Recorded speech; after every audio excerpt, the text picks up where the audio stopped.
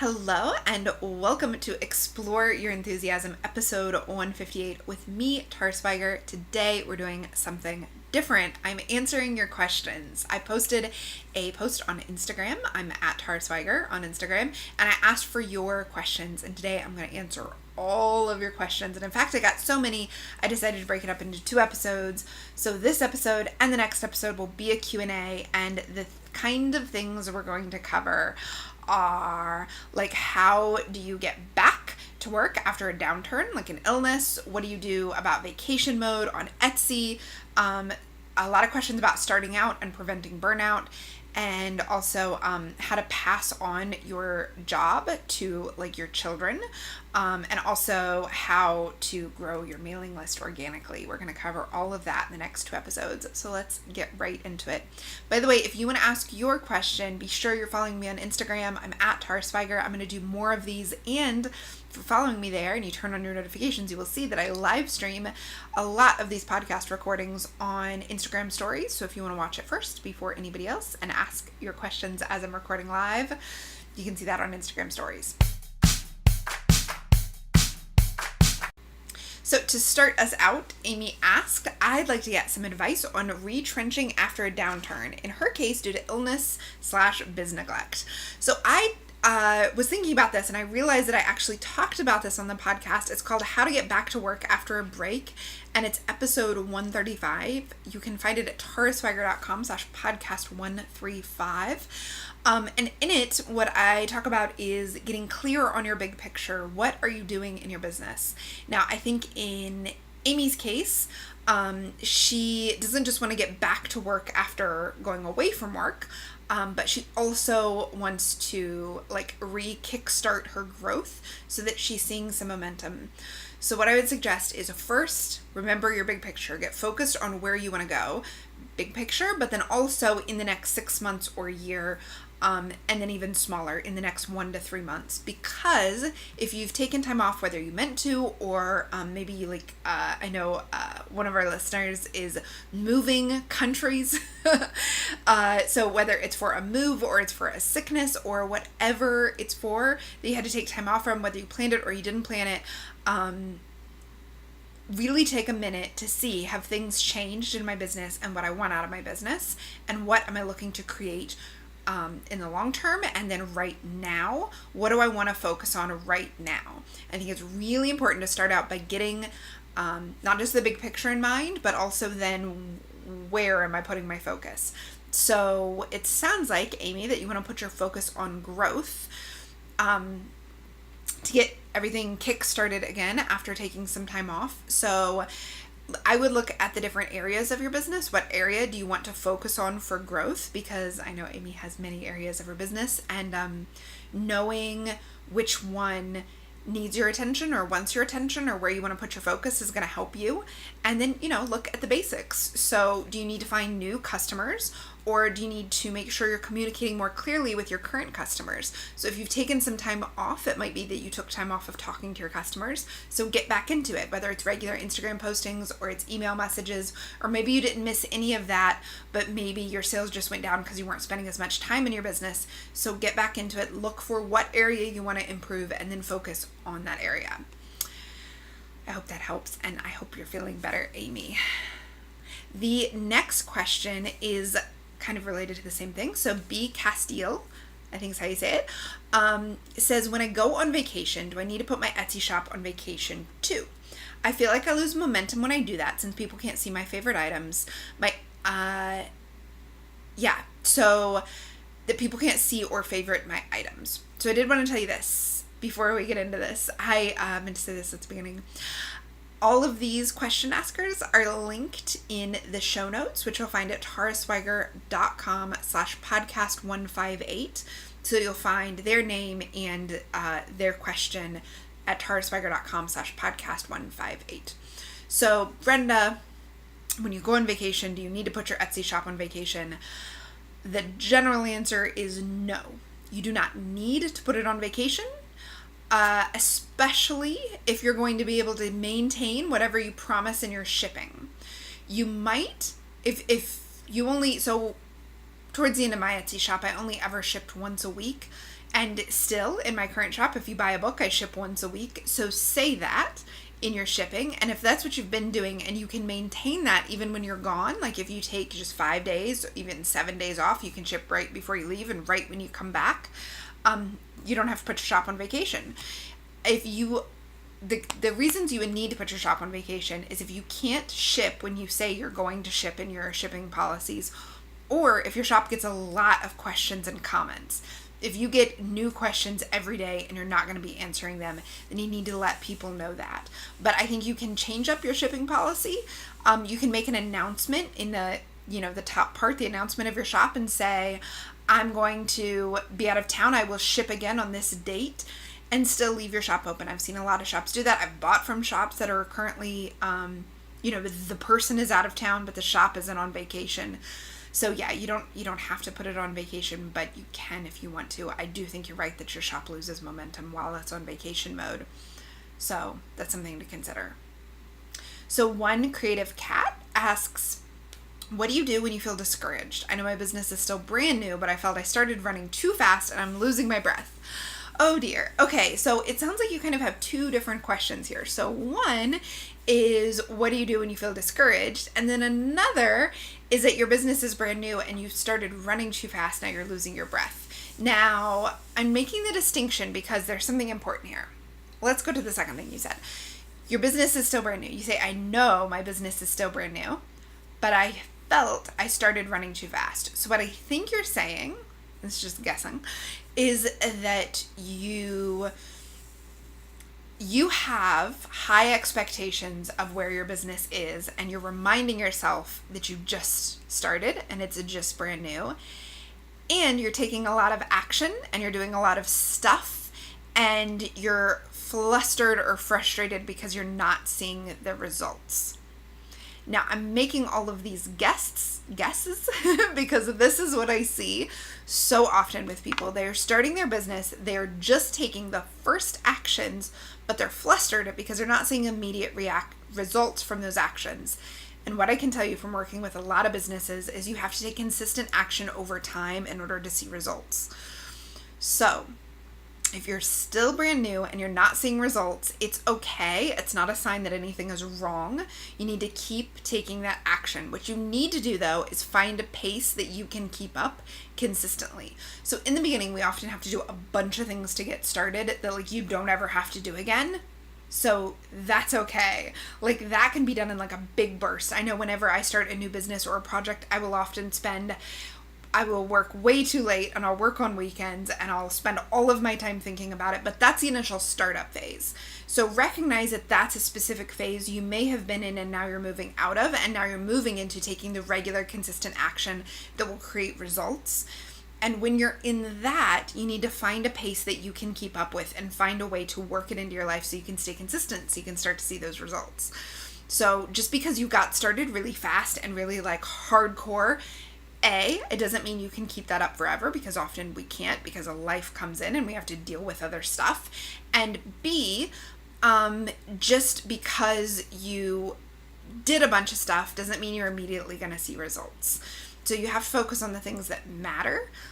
If the stuff that you're doing is, just posting on Instagram and using hashtags, you also have to identify who your customers are, figure out how you're going to talk to them, make sure your product descriptions are good, make sure that your marketing leads them back to your shop. There's a lot of those things you need to make sure are in place as you're doing the work. So you're focusing on the work that actually matters.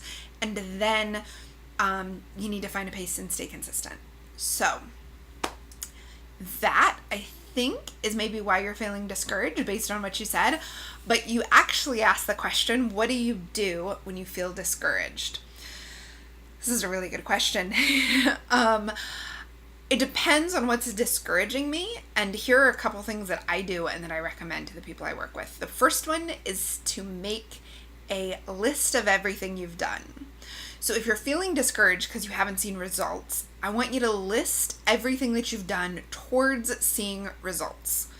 So you start an Instagram account, or you started posting regularly, or you got 5 things in your shop, or you took 20 photos, or whatever it is you did that moved you forward in the last day write it down. And then in the last week, write it all down. I helped somebody who was really, like, she had this story that she was bad at managing time and that she never got anything done. She started writing down what she did every day, and she came to realize that she got tons of stuff done, but she got stuff done for other people and not for the stuff she wanted to get done in her own life. So we worked on that. We worked on acknowledging she got tons of stuff done. It just wasn't in the area where she wanted to get it done. So that's what I want you to do. Write down all the lists of all the things you're getting done. And that will often just encourage you to recognize all that you're doing, and everything you're doing is enough, and you're working on it and you're making progress. The other thing that I do when I feel discouraged is to take a break, to just step back for the afternoon, for the day, and say, you know what, like, I need to give this some air. I'm too in it, and I'm feeling discouraged, so I need to step back. Now, those two are things, if you're just like kind of overwhelmed based on what you said about you felt like you're running too fast, those might help. Now, when I'm discouraged because I did a project and the result wasn't what I wanted the result to be, and now it's over, I do a post-mortem. And what all a post-mortem is when you look at the project and you make notes of what worked and what didn't work and what you would do differently in the future. I really like to do this with every big launch and every big project so that I can learn from what my business is telling me, learn from what my people are telling me, learn from, did this work or did this work? Like, really get a handle on what's happening in my business in real time. So I do postmortems at the end of projects. So if you're feeling discouraged and you've ended a project, go back and look at what went really well, what didn't, and what can you learn from it. Make sure, if you're going to start talking about all the things that didn't go the way you wanted, that you learn lessons from it. It is of no use to just be sad and mope that things aren't going the way you wanted. It is much more useful to turn it into a lesson, something you will do differently next time, something you will change, something you will expand on, something you will improve.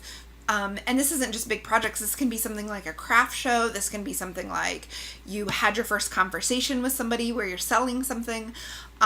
Make notes about what worked and what didn't work and really turn it into a lesson. That is one of the best ways to get over discouragement. It's not going to make you feel like you're perfect. It's going to help you learn that you're not perfect, and that's okay. You don't have to be.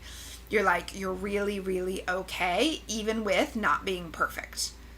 Okay? So that is another way to get over discouragement. And then also talk to people you love, and remember to tap into your community and get support when you need it. So if you're feeling discouraged a lot, like, realize you're not alone. Other people are going through this. This is why people love finding community like the Starship, or even amongst you, my listeners. Like, just knowing that you're not in it alone can really help you from feeling discouraged. Also, along with finding the community and not feeling discouraged, is don't watch what other people are doing and how fast they're moving.